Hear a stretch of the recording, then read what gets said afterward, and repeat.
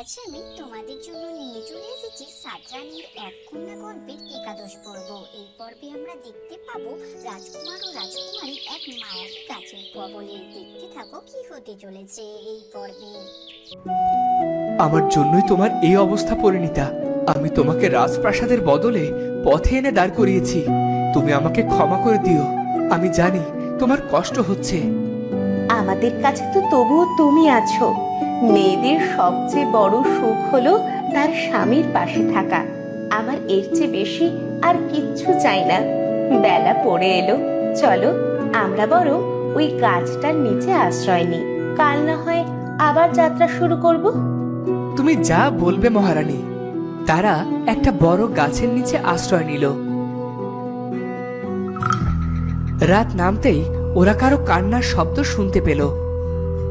এই গভীর বনে এমন সময় কে কাঁদছে? কেউ কি কোনো বিপদে পড়লো? না না, এখন বনে কে আসতে যাবে? আমার হয়তো মনের ভুল। কিছুক্ষণ পরে সেই কান্নার শব্দ আবারও শোনা গেল, যেন কেউ তার চাপা কান্না দিয়েই সাহায্যের আর্জি জানাচ্ছে। কেউ হয়তো কাঁদছে, কিন্তু এমন অসময়ে কে কাঁদবে? কেউ বনের মধ্যে পথ হারিয়ে ফেলেনি তো? কে কে কাঁদছ? আমার কথা শুনতে পাচ্ছ? কিন্তু কোনো সাড়া এলো না। তবে এবার রাজকুমার এবং পরিণীতা অস্বস্তি লাগতে শুরু করলো। আশ্চর্য ব্যাপার, মনে হলো কেউ কাঁদছে, কিন্তু এই কান্না হঠাৎ করেই থেমে গেল কেন? কেউ আসলেই কি বিপদে পড়েছে, নাকি কেউ ইচ্ছে করে আমাদের বিপদে ফেলতে চাইছে? সামনে একটু এগিয়ে গিয়ে দেখে আসবো। না রাজকুমার, এই ভয়ানক অন্ধকারে তোমার যেতে হবে না।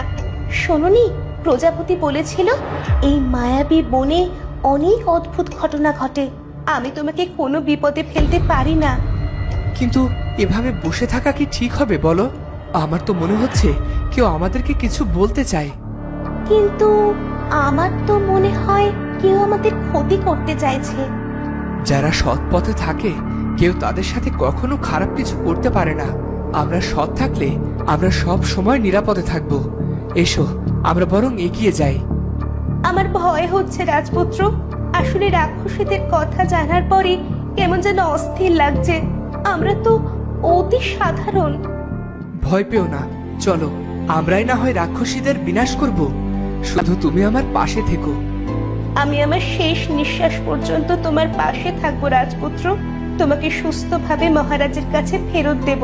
তুমি রাজপুত্র, প্রজাদের মঙ্গলের জন্য তোমাকে রাজ্যের প্রয়োজন। তুমি তো শুধু আমার একা নও। আমি তোমাকে পেয়ে ধন্য পরিণীতা। ওদিক থেকে আবারও শব্দ আসছে, কান পেতে শোনো। চলো আমরা বরং কান্নার উৎস খুঁজে বের করি। পরিণীতার কেন যেন মন সাড়া দিচ্ছিল না, কিন্তু রাজপুত্রের কথা সে কিছুতেই ফেলতে পারেনি। ওরা এগিয়ে গিয়ে দেখলো একটা গাছ কাঁদছে। গাছ কিভাবে কাঁদতে পারে? এটা কি সত্যি, নাকি আমার মনের ভুল? তুমি কেন কাঁদছো? আর এমন করে কেন কাঁদছো? কি হয়েছে তোমার? ওদের কথায় গাছ আরো জোরে কাঁদতে শুরু করলো। কি তুমি? এভাবে কেঁদো না। তুমি কি আমাদের কিছু বলতে চাও? এভাবে কাঁদলে তোমার সমস্যা আমরা কেমন করে বুঝবো? চলুন রাজপুত্র, আমার মনে হয় এখানে আমাদের কোনো কাজ নেই। সেই ভালো, চলো পরিণীতা। তখন মেয়ে কণ্ঠে গাছ বলে উঠল, দাঁড়াও, যেও না। সেই কবেই থেকে আমি তোমার অপেক্ষায় আছি। আমাকে একা রেখে চলে যেও না।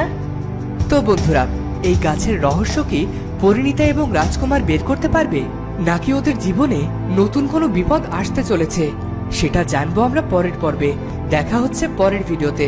ধন্যবাদ।